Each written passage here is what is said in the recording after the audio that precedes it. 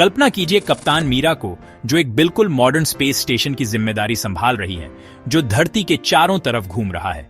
हर दिन उन्हें कुछ ऐसे टाइम सेंसिटिव कामों को मैनेज करना पड़ता है जो साथियों की हिफाजत और स्टेशन को सही तरह से चलाने के लिए बेहद जरूरी हैं। मिसाल के तौर पर उन्हें सोलर पैनल को ऐसे एडजस्ट करना होता है कि वो हमेशा सूरज की तरफ रहे, और ये एडजस्टमेंट हर 4 मिनट में होना चाहिए।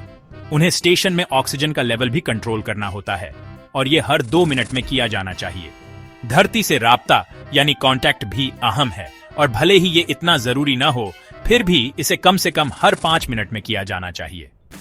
अब मसला ये है कि इन कामों में से किसी में भी किसी तरह की देरी नहीं हो सकती।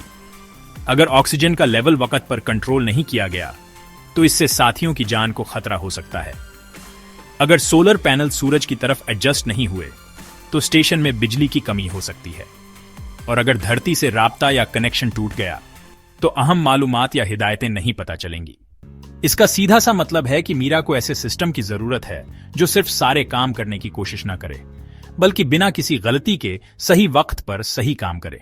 इस मसले का हल निकालने के लिए मीरा स्टेशन के मेन कंप्यूटर पर एक real time operating system RTOS install करती है। RTOS को इंस्टॉल करने के बाद मीरा अब थोड़ी राहत महसूस कर सकती है। RTOS सबसे पहले यह करता है कि कामों को उनकी फौरी अहमियत के हिसाब से तरजीह यानी प्रायोरिटी देता है। मिसाल के तौर पर RTOS जानता है कि ऑक्सीजन कंट्रोल धरती से राब्ता करने से ज्यादा अहम है, इसलिए यह हमेशा इंश्योर करता है कि ऑक्सीजन का काम सबसे पहले पूरा हो। दूसरा, RTOS यह सुनिश्चित करता है कि हर काम एक तयशुदा यानी फिक्स्ड समय में ही पूरा हो। कोई भी तरह की रैंडम देर नहीं होती और कुछ भी किस्मत पर नहीं छोड़ा जाता है। आखिर में RTOS बहुत ही असरदार होता है। ये कामों के बीच बेवजह अदला बदली या कॉन्टेक्स्ट स्विचिंग से बचता है, और उस वक्त जो सबसे अहम काम है उसी काम पर ध्यान देता है, जो एक स्पेस मिशन के लिए निहायत जरूरी है। एक RTOS दरअसल ऑपरेटिंग सिस्टम की एक किस्म है जो ज्यादातर एम्बेडेड सिस्टम्स में इस्तेमाल होता है, यानी ऐसे कंप्यूटर जो खास काम करने के लिए बनाए गए हैं।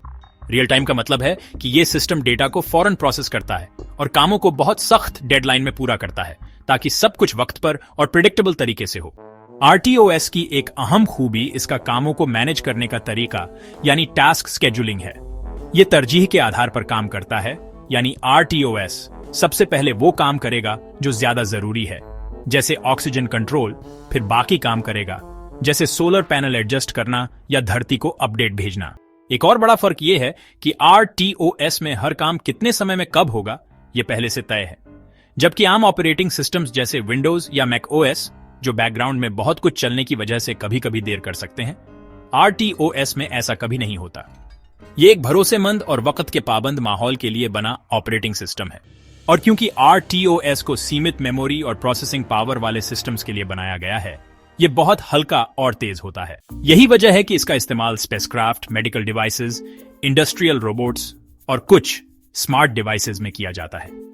अब मैं आपको 4 बेहतरीन RTOS के बारे में बताता हूं जो परफॉर्मेंस, भरोसे और इंडस्ट्री में इस्तेमाल के लिहाज से आज सबसे अच्छे माने जाते हैं। पहला, FreeRTOS एक बहुत ही मकबूल ओपन सोर्स RTOS है। ये हल्का और आसान है और एम्बेडेड और IoT सिस्टम्स में बहुत ज्यादा इस्तेमाल होता है। दूसरा, VxWorks एक कमर्शियल RTOS है जो अपनी जबरदस्त भरोसेमंदी के लिए जाना जाता है। इसे ज्यादातर एयरोस्पेस, डिफेंस और इंडस्ट्रियल ऑटोमेशन में इस्तेमाल किया जाता है।